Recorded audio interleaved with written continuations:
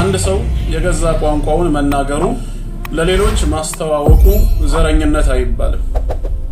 አንድ ሰው የገዛ ባህሉን የዘሩን የብሔሩን ባህል ማወቁና መማሩ እንዲሁም መተግበሩ ከራሱ አልፎ ለሌሎችም ጭምር ማስተዋወቁ ዘረኝነት ተደርጎ አይቆጠርም። ዘረኛ የሚሰኘው ምን አይነት ሰው ነው ለሚለው ምላሽ ሲሰጡ ምን ይላሉ? ጎጠኛ ማለት هو الذي يرى نفسه متميزا على من حوله በዙሪያው ካሉት ይልቅ እኔ የተለየሁ ነኝ ብሎ የሚያስብ ሰው ዘረኛ ይሰኛል። يحق له ما لا يحق له ለነሱ የማይገባቸው ነገር ሁሉ ለኔ ይገባኛል ብሎ ካሰበ ይሄ ነው ዘረኛ የሚሰኘው።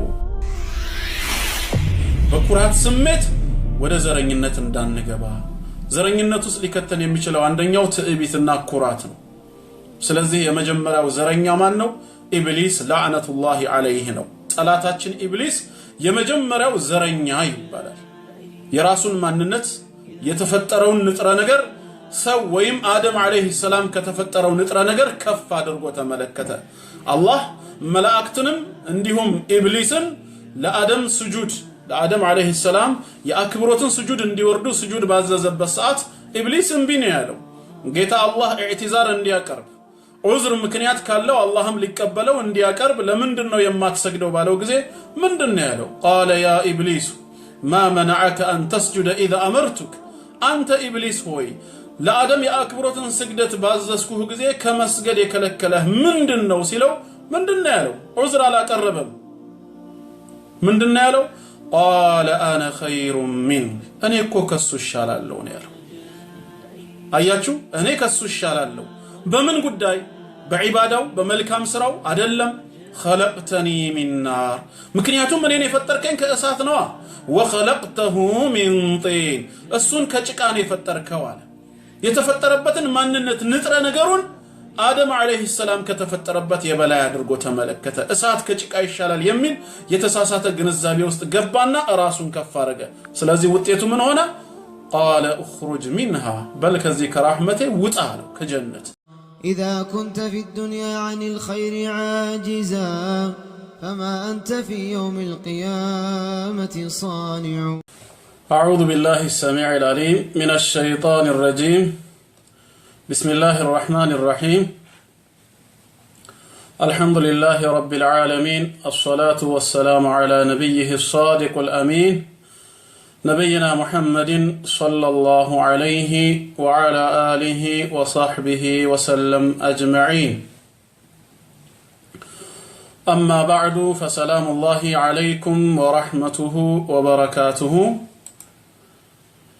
ውድና የተከበራችሁ ሙስሊም ወንድሞቼና እህቶቼ እንደምን አደራችሁ? እንደምን ዋላችሁ? እንደምን አመሻችሁ? አልহামዱሊላህ ክብርና ምስጋና ለዓለማቱ ጌታ ለአላህ የተገባ ይሁን። ያው በቀጠሯችን መሰረት አላህ ፍቃዱ ሆኖ ተገናኝተናል። ፈሊላሂል ሐምዱ ወልሚና። ኢስላምና ዘረኝነት ይላል የዛሬው አጭር ሙሐደራ ወይም ርዕስ። ዘረኝነትን በተመለከተ ኢስላም በሰፊው ያስተምራል። ከማስተማርም አልፎ በአማኞች ልቦና ውስጥ ትልቅ ለውጥን አምጥቷል። በጥቅሉ ኢስላም ዘረኝነትን ገድሎታል ማለት እንችላለን። ዛሬ የኛ ከተውሂድ መራቅ፣ የኢማን መዳከም፣ በኃጢአት ባህር ውስጥ መግባትና የሌላውን በተለይ የምዕራቡን ዓለም ስርዓትና ፋሽን መከተል ኢስላም የገደለውን ዘረኝነት ነፍስ እየዘራንበት ህያው ለማድረግ እየሞከርን ነው እንጂ እንደ ኢንሻአላህ እንዳይቋረጥባችሁ ፈራለሁ። መርሐባ። እና ዘረኝነትን በተመለከተ አጠር ያለ መልእክት አስተላልፍላችኋለሁ ለዛሬ። ቅድሚያ ግን ዘረኝነት ማለት ምን ማለት ነው? መጀመሪያ አንድ ሰው የገዛ ቋንቋውን መናገሩ ለሌሎች ማስተዋወቁ ዘረኝነት አይባልም። አንድ ሰው የገዛ ባህሉን የዘሩን የብሔሩን ባህል ማወቁና መማሩ እንዲሁም መተግበሩ ከራሱ አልፎ ለሌሎችም ጭምር ማስተዋወቁ ዘረኝነት ተደርጎ አይቆጠርም። ዘረኝነት የሚሆነው መቼ ነው? የራሱን ከሌላው ከፍ አድርጎ የተመለከተ ጊዜ ነው። ሌሎቹን የናቃቸው ጊዜ ነው። ለሌላው የበታችነት ስሜት ከተሰማው ነው ዘረኝነት የሚሰኘው። ድምጽ ሳይቆራረጥ ይደርሳቸዋል ብዬ ተስፋ አደርጋለሁ። الشيخ محمد راتب النابلسي حفظه الله በዚህ ጉዳይ ላይ ያላቸውን መልከታ እንዲህ ያቀርቡታል። ዘረኝነትን በተመለከተ የሚሰጡት ትንታኔ ዘረኛ የሚሰኘው ምን አይነት ሰው ነው ለሚለው ምላሽ ሲሰጡ ምን ይላሉ? ጎጠኛ ማለት هو الذي يرى نفسه متميزا على من حوله በዙሪያው ካሉት ይልቅ እኔ የተለየሁ ነኝ ብሎ የሚያስብ ሰው ዘረኛ ይሰኛል። يحق له ما لا يحق له ለነሱ የማይገባቸው ነገር ሁሉ ለኔ ይገባኛል ብሎ ካሰበ ይሄ ነው ዘረኛ የሚሰኘው። وهو معفي مما يجب عليه በሌሎች ላይ ግድ የሚለውን ነገር በሌሎች ላይ ሊሰሩት የሚገባውን ነገር እኔን አይመለከተኝም ብሎ ካሰበ ይሄ ዘረኛ ነው። ينبغي أن يأكل واحدة ስመገብም ከሌላው ተለይቼ ብቻዬን ልበላ ይገባኛል ካለ وأن يسكن واحدة ብቻውን መኖርና ማደር እንዳለበት ካመነ وأن يستمتع بالحياة واحدة በህይወትም استمتاع ማድረግ መደሰትና መርካት የኔ ግላዊ መብቴ ነው ከሌላው ተለይቼ ካለ ጎጠኛ ነው ዘረኛ ነው። وأن يشتري من الأشياء الثمينة ما يحل له وحده እጅግ በጣም ውድ የሆኑ የክብር መገለጫ ልብሶችንም እኔ እንጂ ለሌላው አይፈቀድም በማለት ባለባበሱ ከሌላው ለመለየት ከሞከረ ይሄም ዘረኛ ነው። وأن يبني مجده على أنقض الآخرين ሌሎችን በማፍረስ የሱን ክብርና ልቅና ለመገንባት የሚጥር ከሆነ ይሄ ዘረኛ ነው። የራሱን ክብር ሌላውን በማፍረስ ላይ የሚገነባ وأن يبني غناه على فقرهم ሀብቱንና ብልጽግናውን በሌሎች ድህነት ላይ የሚመሰርት ሌሎችን ለድህነት እየዳረገ ጉልበታቸውን እያሟጠጠ የራሱን ሀብትና ብልጽግና የሚያካብትበት ከሆነ ዘረኛ ነው። وأن يبني حياته على موتهم በእነሱ ሞትና ስቃይ እሱ ሕያውነቱን ለመገንባት የሚያስብ ከሆነ ሌሎች ለኔ ህይወትና ለኔ ህልውና ሲባል መሞት አለባቸው ብሎ በሌሎች ሞት ላይ የራሱን ህይወት የሚገነባ ከሆነ ዘረኛ ተብሎ ይጠራል። وأن يبني أمنه على خوفهم በእነሱ ስጋት በእነሱ ፍርሃት የሱን ደህንነት የሚገነባ ከሆነ ፍርሃትን በሌሎች ላይ በመጣል ደህንነቱን ለማርዘም የሚጥል ከሆነ ይሄ ነው ጥረቱ ዘረኛ የሚያሰኘው። وأن يبني عزه على ذلهم እልቅናውንና የበላይነቱን ሌሎችን በማዋረድ ሌሎችን ዝቅ በማድረግ የራሱን እልቅና የራሱን የበላይነት እገነባለሁ ብሎ ካሰበ ዘረኛ ይባላል። ይሄ ነው ጎጠኛ ዘረኛ ተብሎ የሚጠራው ማለት ነው። የተቋረጠ አይመስለኝም። ተቋርጧል እያላችሁኝ ነው። ተቋርጧል እንዴ? እኔ ጋር አልተቋረጠም። ስለዚህ ልቀጥል እና እኚህ ሸህ እንዲህ ደስ ባለ መልኩ ይገልጹታል። ዘረኝነት ምን ያህል መጥፎ እንደሆነ በዚህ መልኩ ገልጸውታል። እስቲ ወደ ጌታ አላህ ቃል እንመለስና አንዳንድ ጥቅሶችን እንመልከት። ለዘረኝነት ሊዳርገን የሚችለው ነገር ምን እንደሆነ በዛው እንማራለን። ለምንድነው ዘረኛ የምንሆነው? ለምንድነው ጎጠኛ የምንሆነው? አንተ የአማራ ተወላጅ ስለሆንክ አንተኛው ደግሞ ዘርህ ኦሮሞ ስለሆነ እሷ ደግሞ ትግሬ ወይም ጉራጌ እንዲሁም ሌላ ብሔር ውስጥ ተወላጅ ስለሆነች በምንድነው ከፍ ልንል የምንችለው? ኩራታችንስ ምንድነው? ያንተ ኦሮሞነት ከሌላው በምን ተለይቶ ነው አንተን ከፍ የሚያደርግህ? አንተስ አማራ ወይ ትግሬ መሆንህ ከሌላው ለየት የሚያደርግህ ምን ስለሆንክ ነው? አላህ ምን ይላል? ሱረቱል ሁጁራት ቁጥር 13 ላይ በምዕራፍ 49 ሱረቱል ሁጁራት ቁጥር 13 ላይ أعوذ بالله من الشيطان الرجيم يا أيها الناس أن أنت سوّج هو يلال ሁላችንም ሰውነን ብለን የምናምነውን በጠቅላላ ጌታ አላህ ምን ይላል? يا أيها الناس أن أنت سوّج هو إنا خلقناكم من ذكر وأنثى ሁላችሁንም ከወንድና ሴት ነው የፈጠርኳችሁ ይላል አላህ። ከወንድና ሴት ከአደምና ሐዋ አለይሂም ሰላም ከሁለቱ ግንኙነት ነው እናንተን የፈጠርኳችሁ። ወጀዐልናኩም ሹዑበን ወቀባኢል ከዛ በኋላ ነው ዝርያዎቹን ጎሳና ነገድ አድርገን የከፋፈልናቸው ይላል።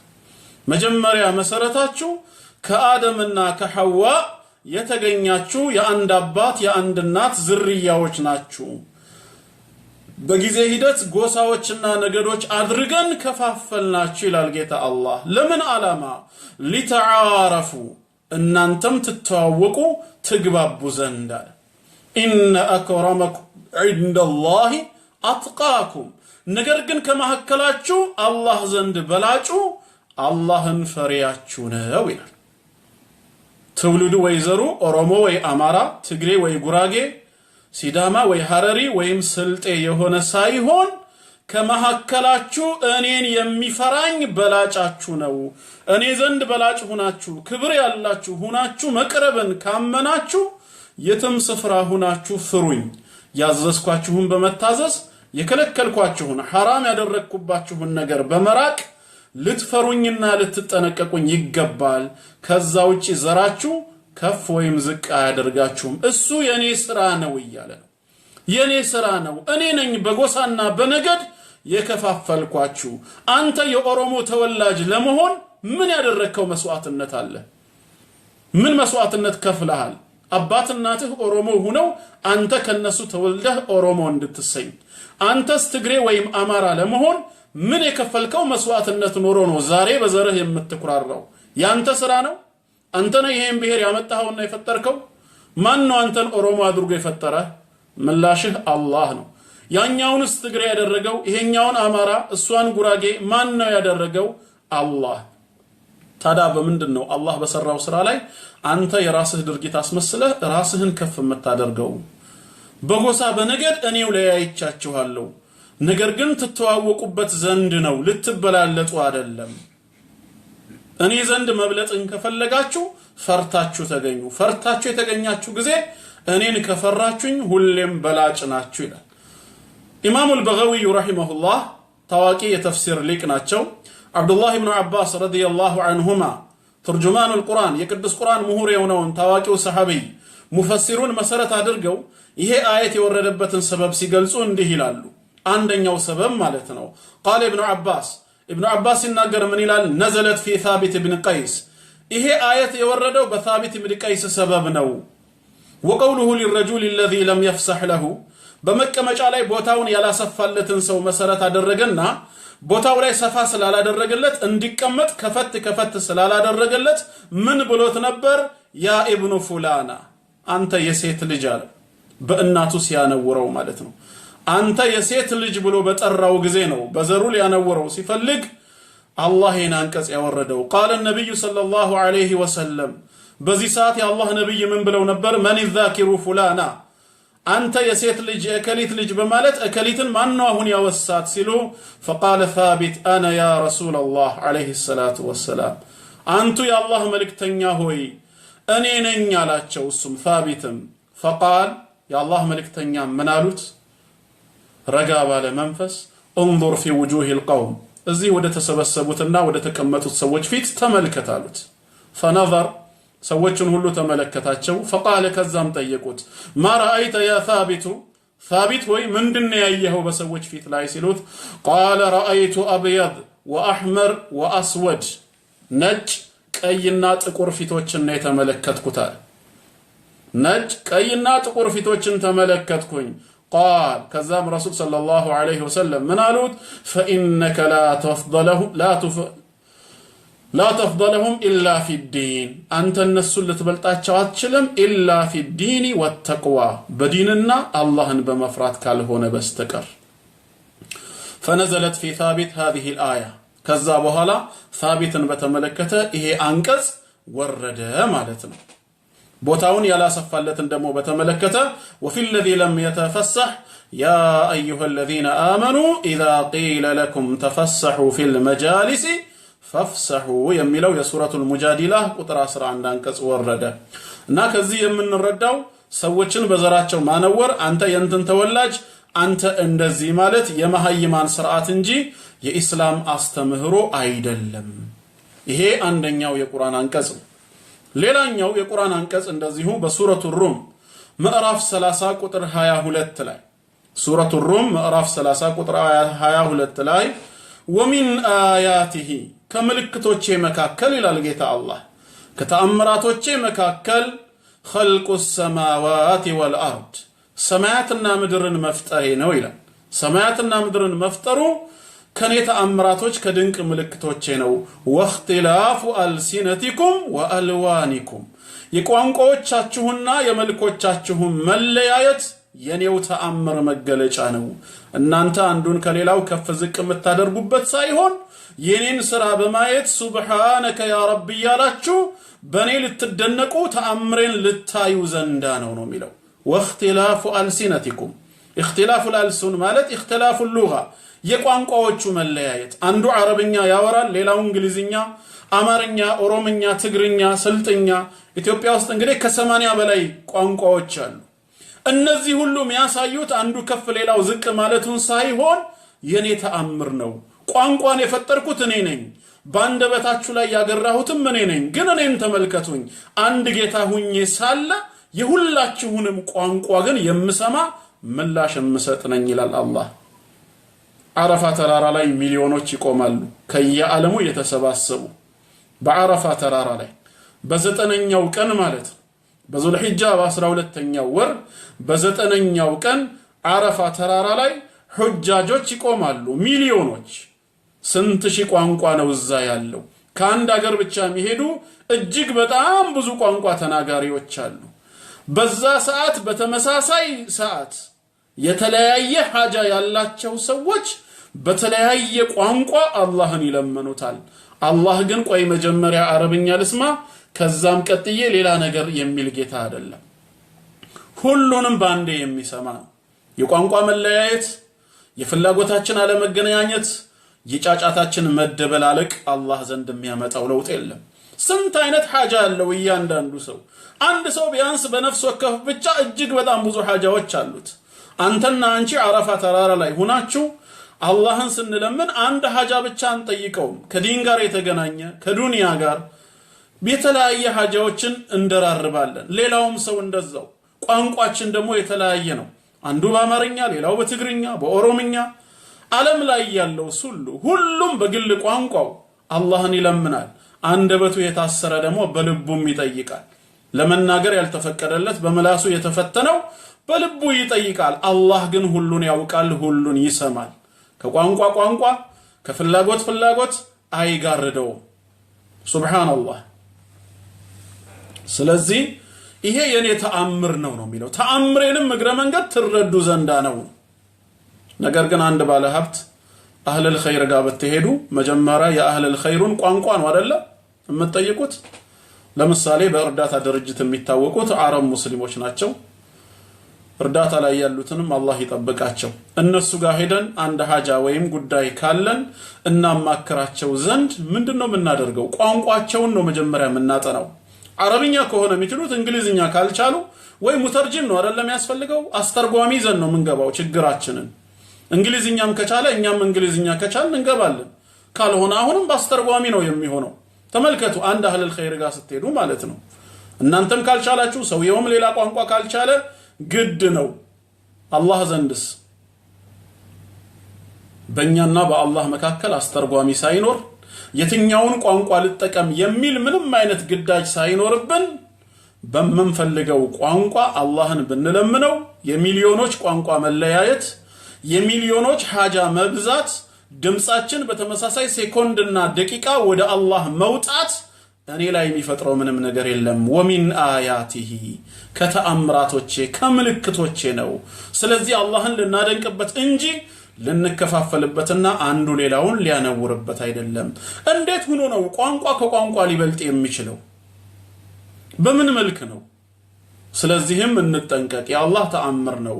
ወእኽቲላፉ አልሲነቲኩም ወአልዋኒኩም የመልኮቻችሁም መለያየት አለቀጠለና አንቺ ጥቁር ነሽ እሷ ቀይ ነች ሌላኛው ነጭ ነው ሌላው ደግሞ በዚህ መሃል ያለ ነው ይሄም የኔን ተአምር ነው የሚገልጸው አባታችሁን አደም አለይሂ ሰላምን ስፈጥረው በዚህ መልክና ነው የፈጠርኩት ነው ያለው ረሱል ሰለላሁ ዐለይሂ ወሰለም ኢማሙ አህመድ በሙስነዳቸው በዘገቡት ዘገባ ነግረውናል ይሄ إن الله خلق آدم من قبضة قبضها من جميع الأرض كمدر يأفر عينتوش هلو بتقلالا الله أفرن وسدو آدم عليه السلام فتروا كمدر يأفر عينتوش فجاء بنو آدم على قدر الأرض يا آدم لجوش زرية وجم آدم عليه السلام كتفتربت يأفر عينت يوم الكاتشو يتلاعي متى جاء منهم الأحمر والأبيض والأسود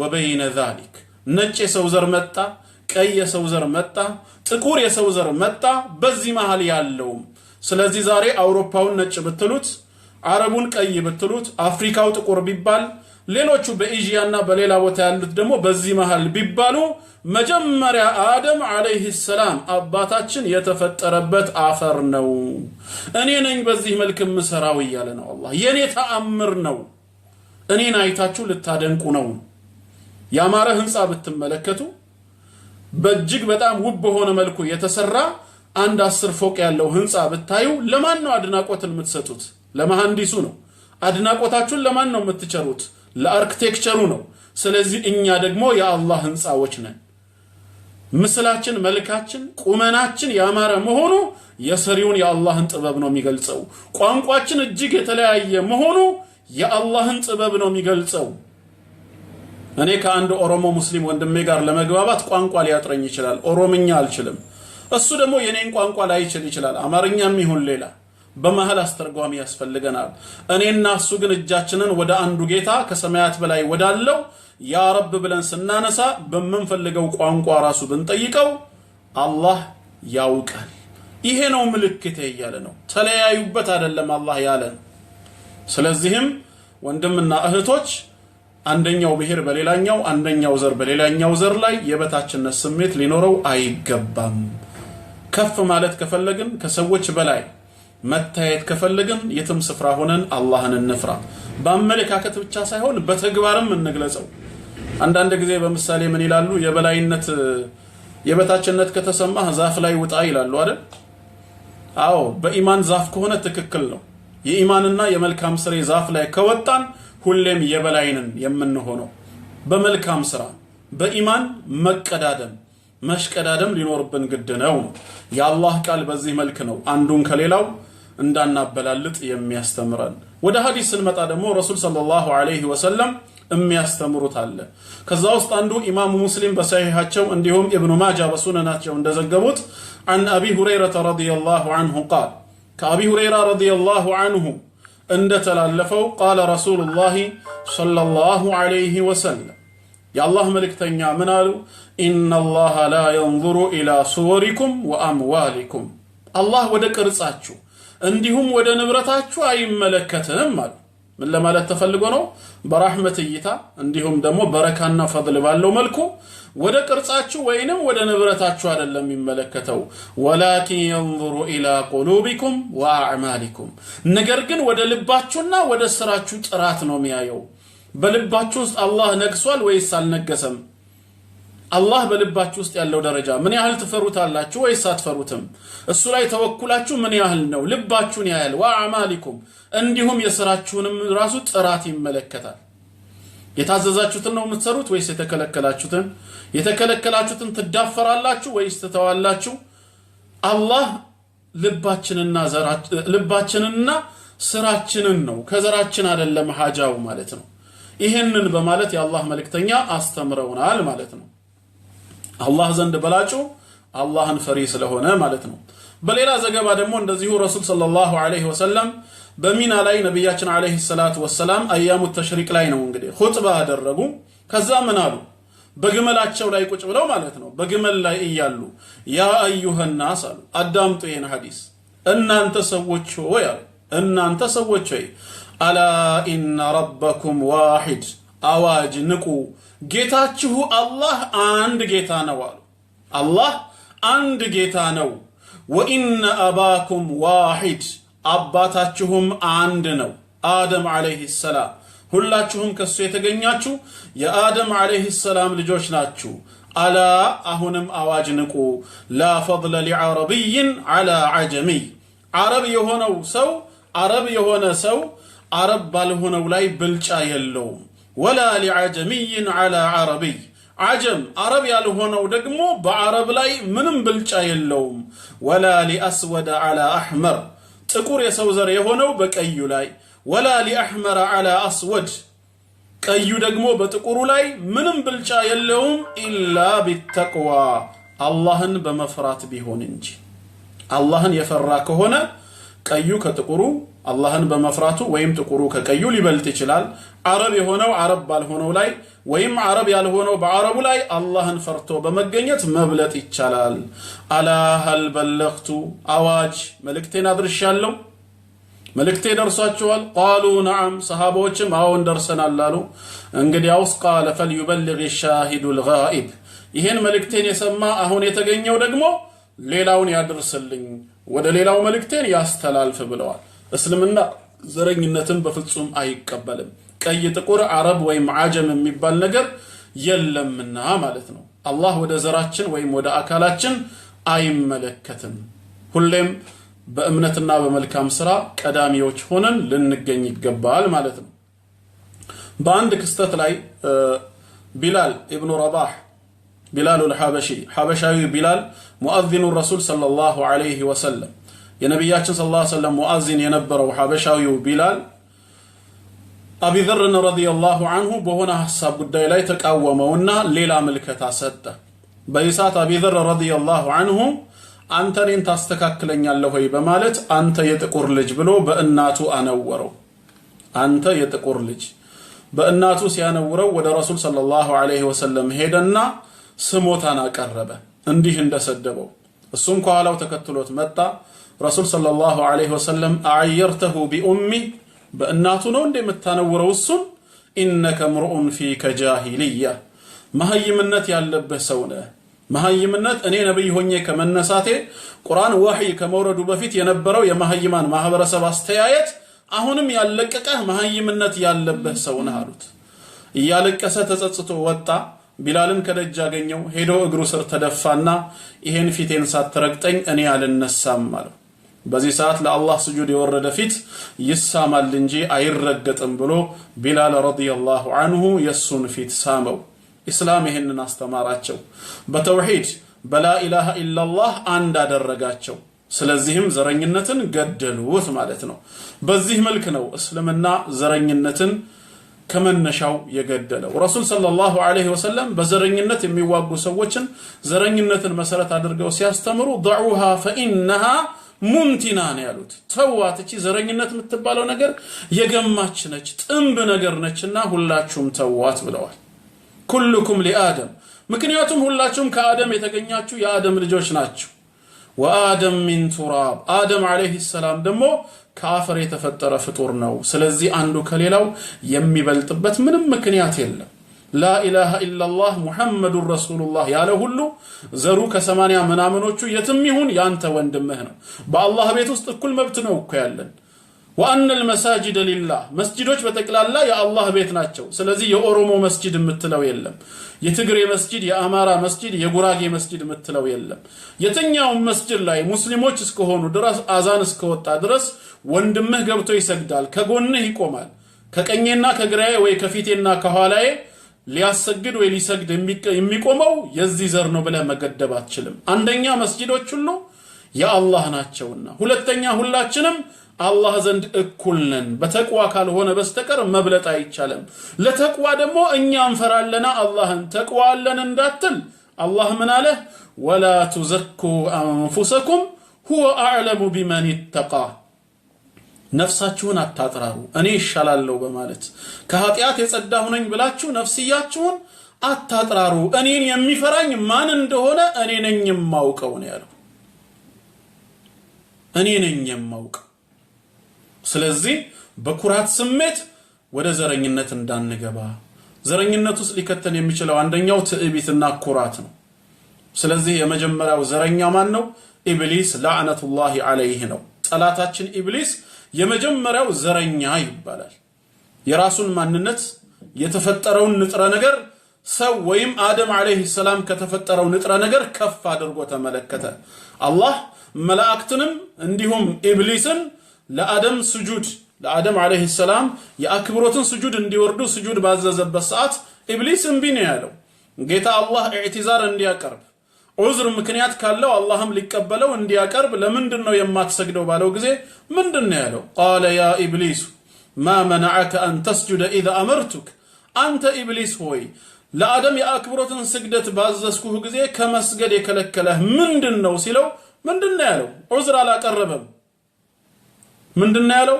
ቃለ አነ ኸይሩ ሚን፣ እኔ እኮ ከሱ ይሻላለሁ ነው ያለው።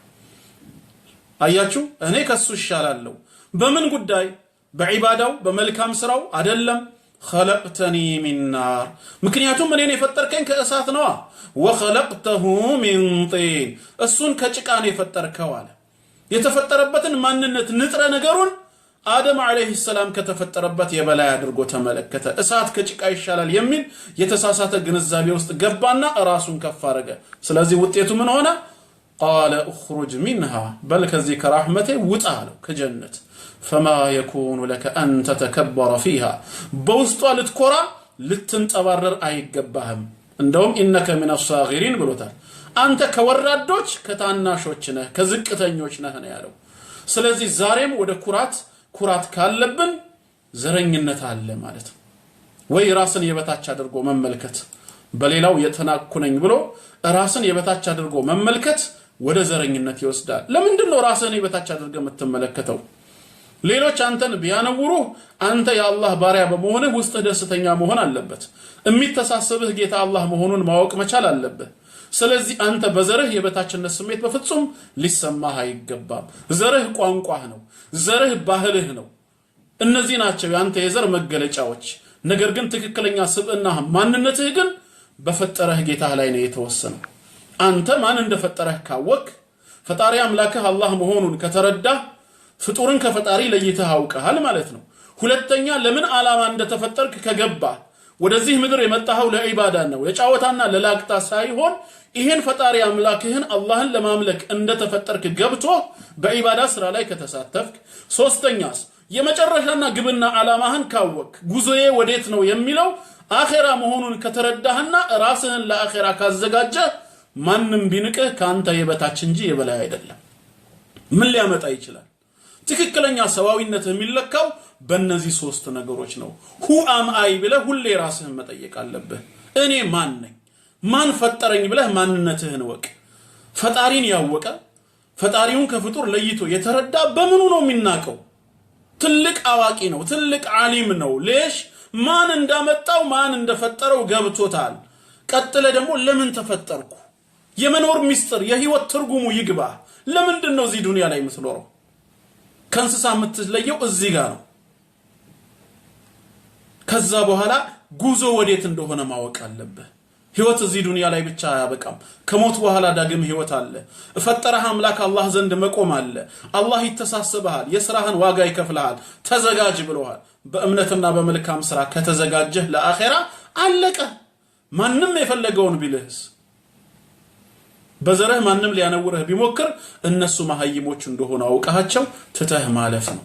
የበታችነት ስሜት ሊሰማህ አይገባም። በዘርህ ምክንያት የበታች የምትሆንበት ምንም ምክንያት የለም። ዘርህ ቋንቋህ ነው፣ ቋንቋህ እያግባባህ ነው ከሰው። ዘርህ ባህልህ ነው፣ ባህሉም እንደዚሁ ከኢስላም ጋር እስካልተጋጨ ድረስ አሁንም ከሰዎች ጋር እያግባባህ ነው። በምንድነው የበታች የምትሆነው? አላህን የረሳ ፈጣሪ አምላኩን ያላወቀ ለምን እንደተፈጠረ ሳያውቅ ዱንያ ላይ ማለት ነው የሸይጣን ፈረስ ሆኖ ሸይጣን የሚፈልገውን ነገር በመፈጸም ሸይጣን የሚጋልበው የሸይጣን ፈረስ ከሆነ መጨረሻው ወዴት እንደሚሄድ ያላወቀ ህይወት በቃ መጨረሻዋ ሞት ነች። ኢን ሂየ ኢላ ሐያቱና ዱንያ ነሙቱ ፊሃ ወነህያ ወማ ይህሊኩና ኢላ الدهر። የኛ ህይወት ማለት እቺው ቅርቢቷ ህይወት ነች። እንሞታለን፣ ህያው እንሆናለን። ዘመን እንዳመጣን ዘመን ነው እንጂ ሌላ ሊያጠፋን የሚችል የለም ካለ ይሄ ነው የበታች ሰው። አላህም እንዲህ አይነቶቹን ምን አላቸው? ኡላኢከ ከልአንዓሚ በልሁም አضلን ያላቸው እንደ እንስሳ ናቸው ይልቁኑ ከእንስሳም የከፉ ናቸው ብሏል። እንስሳ እኮ የሚያሳድገውን ያውቃል። እንስሳ እኮ ቤቱን ያውቃል። እነዚህ ሰዎች ግን የፈጠራቸውን አላወቁም። እነዚህ ሰዎች ግን ለምን ዓላማ እንደተፈጠሩ አላወቁም። ወዴት እንደሚሄዱ የመጨረሻው ቤታቸውንም አልተረዱም። ስለዚህ ሁሌም በውስጥህ ደስ ሊልህ የሚገባው ሁሌም የበላይነት ስሜት እንዲሰማህ ሊያደርገው የሚችለው ለሶስቱ ጥያቄዎች በትክክል ምላሹን አውቀህ ተግባር ላይ የኖርክ ጊዜ ነው። አልহামዱሊላህ ይህንን ካደረክ መሐይም አይደለህም፣ አዋቂ ነህ። ይህንን ካደረክ የበላይ ነህ፣ የበታች አይደለህም። ሁሌም ደስታ ሊሰማህ ይገባል። ማን እንደፈጠረኝ አውቄያለሁ፣ ለምን ዓላማ እንደተፈጠርኩኝም ስላወቅኩኝ ይሄው በመስሪያ ቤቴ ላይ ስራዬን እየሰራው ነው። ዋጋዬ ምን እንደሆነም አውቃለሁ፣ ወዴት እንደሚሄድ ተግባባን። ወዴት እንደሚሄድም አውቃለሁ፣ ተዘጋጅቻለሁ። እነዚህን ሶስቱን ከመለስክ ምንድነህ አንተ? ታላቅ ነህ። ሙስሊም እህቶቼ በተለይ ያው አብዛኛዎቹ የምትከታተሉኝ እህቶቼ ናችሁ ብዬ ስለማስብ በእናንተ ምሳሌ ላድርግ። ሀገራችሁን ለቃችሁ አረብ ሀገር ስትሰደዱ ዓላማ ነበራችሁ አይደለም እንዴ? ያለ ዓላማ ዝም ብላችሁ በደመ ነፍስ አይደለም የተመራችሁት። ዓላማ አላችሁ። እንሰራለን ያላችሁት ሰርተንም እናተርፋለን። የተወሰነ ሳንቲም ሰብስበን ኮንትራታችንን ጨርሰን ከ2 ወይ ከ4 ወይ ከ6 ዓመት በኋላ አገር ቤት እንመለሳለን። ከዛ በኋላ ወይ ሱቅ ከፍተን ወይም ትዳር መስርተን ጥሩ ኑሮ እንኖራለን ነው የምትሉት አይደለም እንዴ? ስለዚህም የማዳምን ወይም የከፊልን ትዕዛዝ አክብራችሁ ስትሰደቡም እንደዚሁ ሰብር ያደረጋችሁ ፈተናን ተቻችላችሁ እስኪያልፍ ያለፋል የሚልን ዓላማ ሰንቃችሁ ነው የሄዳችሁት። ለኛ ግን ትልቁ ከፊላችን አላህ ነው። እነ መዳም አይደሉም ወይም እነ ባባ ሳይሆኑ ዋናው ከፊላችን አላህ ነው። እኛ ደግሞ የርሱ ኸዳማዎቹ ነን። ከጌታችን ከአላህ ጋር ኮንትራት ተዋውለናል። ምንድነው ውላችን? እስከ ዕለተ ሞታችን ልናመልከው ወአዕቡድ ረበከ ሐታ ያእቲየከ ልየቂን አለን አላህ።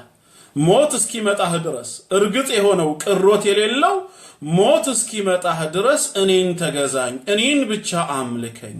ይሄ ነው አግሪመንታችን። አላህ ትልቁ ከፊላችን ነውና ይህንን ካደረግን ራቲባችሁ ምንድነው ነው ያለው? ደሞዛችን 1000 ዲርሃም አይደለም፣ ደሞዛችን 2000 ሪያል አይደለም። እሱማ ይጠፋል። በማዳም ቤት ተቀምጠሽ 2 እና 4 ዓመት እስከዛሬ ሰርተሽ የሰበሰብሻቸው ዲርሃሞች ሁሉ እስኪ አንዴ አምጫቸው ብትባይ የሉም ጠፍተዋል ነው የምትይው። ግማሹ ለቤተሰብ ፍጆታ ወጥቷል፣ ግማሹ ሞባይል ገዝተሽበታል፣ ኤርታይም የአየር ጊዜ እየገዛሽ ረሲድ ካርድ እየገዛሽ እየበላሽ እየጠጣሽ አልባሳትን እንዲሁም ሌሎችንም ቅባቱንም ምኑንም እየገዛሽ ጨርሰሽዋል። ምን ነው 4 ዓመት 6 ዓመት ሙሉ ጉልበትሽን አፍስሰሽ የዛ ሁሉ የጉልበት ውጤትሽ ለምን አሁን የለም ሲባል ተጠቀምኩበታ በወቅቱ ብለሻል። ነገር ግን ለትልቁ ከፊልሽ ለአላህ የሰገድሽው የ4 ዓመት ሰላት፣ ለአላህ የሰገድሽው የ4 ዓመት የ6 ዓመት ስግደት፣ ጾሙም ኸይር ስራውም ሰደቃውስ የታለ ሲባል አንዱም አልጠፋም፣ አላህ ዘንድ ተቀምጦልሻል። ነገ የቂያም ቀን ሰርፕራይዝ ሊልሽ ማለት ነው ጌታሽ። የኔ ባሪያ ሆይ በዱንያ ያለሽ እኔን በማምለክሽ ትእዛዜን አክብረሽ በሩቁ እየፈራሽኝ በቀን 5 ለኔ በመስገድሽ ረመዳንሽን በመጾምሽ ባለቤትሽን በሐቁ በመታዘዝሽ ይሄው እንኪ ጀነቴን ብሎ ሙፋጃአ ሊያደርግሽ ማለት ነው።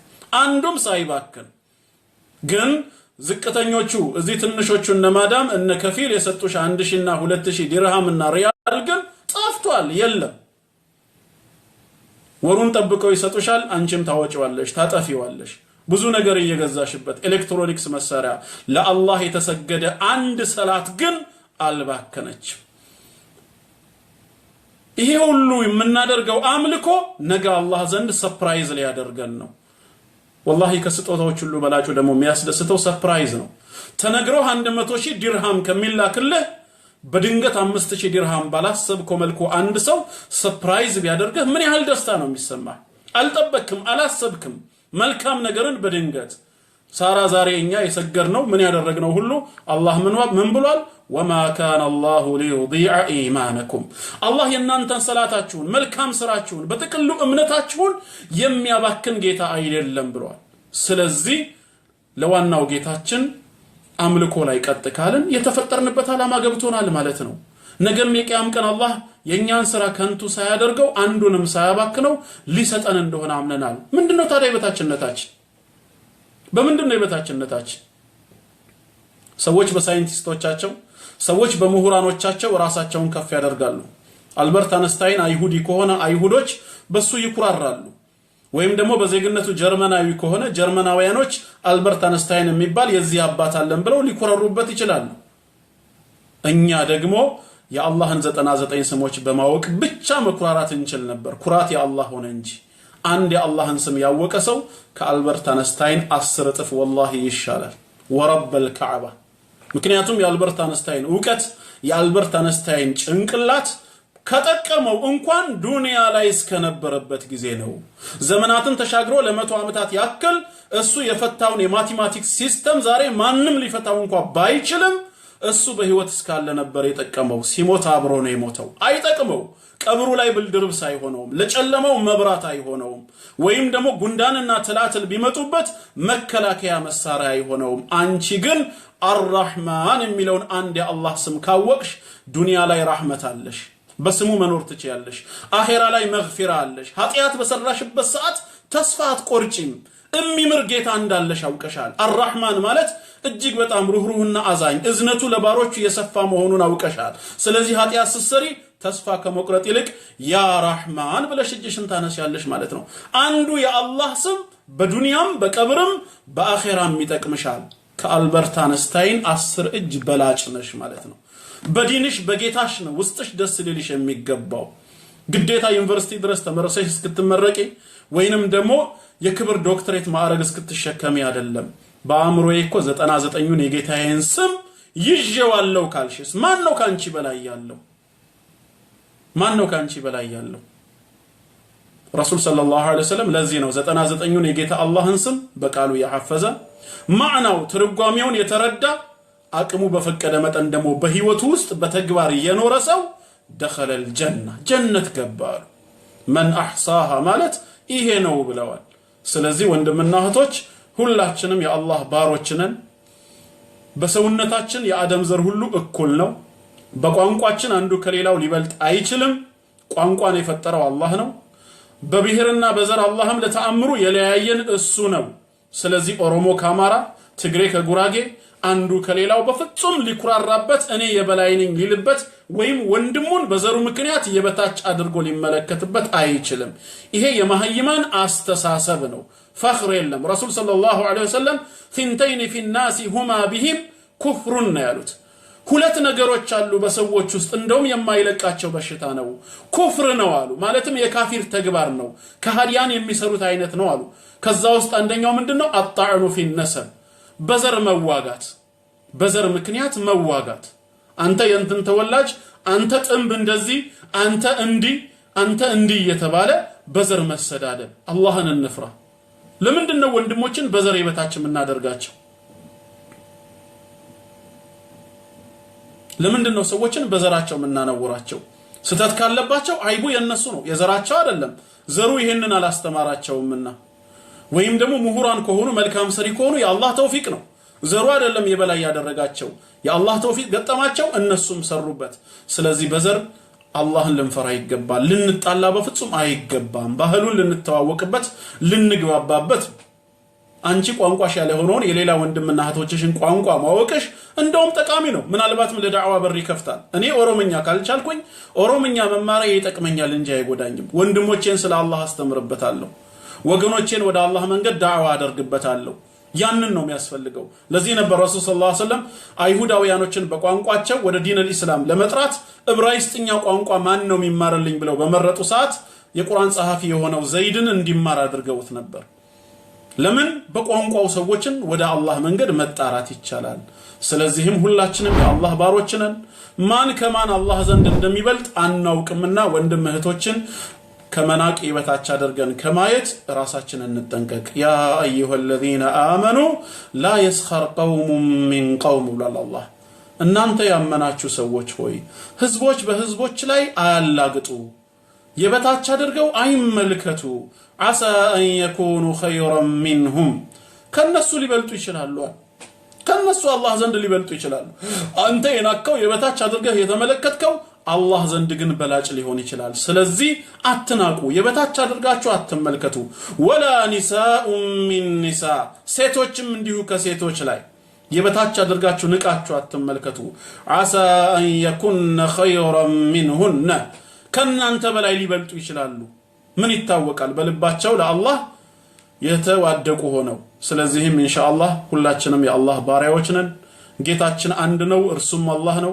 ሁላችንም የአደም ልጆች ነን አባታችን አንድ ነው አደም ነው አደም ደግሞ በብሔሩ ከኢትዮጵያ ውስጥ ካሉ ከ80 በላዩ አንዱን ጠቅሰን አደም እንዲህ ነው ልንለው አንችልም ስለዚህም አላህ ከዘረኝነት በሽታ ይጠብቀን ከዘረኝነት በሽታ አላህ ያላቀን ይህ በሽታ ያለብንም ከወዲሁ ተውበት እናድርግ በተውሂድ ላይ እንጽና አንደኛው መድኃኒት ተውሂድ ነው ትክክለኛ ተውሂድ ያለው በላ ኢላሃ ኢላላህ እምነት የጸና ሙስሊም እንዴት አድርጎ ነው ሌላውን የላ ኢላሃ ኢላላህ ወንድሙን የበታች አድርጎ የሚመለከተው ስለዚህም ሁላችንም በዲን ወንድማሞች ነን ኢነመል ሙእሚኑነ ኢኽዋ እንዳለው አላህ አማኞች በላ ኢላሃ ኢላላህ ሙሐመዱር ረሱሉላህ የተገናኙት ሁሉ ወንድማሞች ናቸው ስላለ አላህ በዲን الاسلام ጥላ ስር ያሰባስበን ሙስሊም አድርጎ እንደፈጠረን ሙስሊም አድርጎ ይግደለን ወሰላሙ አለይኩም ወራህመቱላሂ ወበረካቱሁ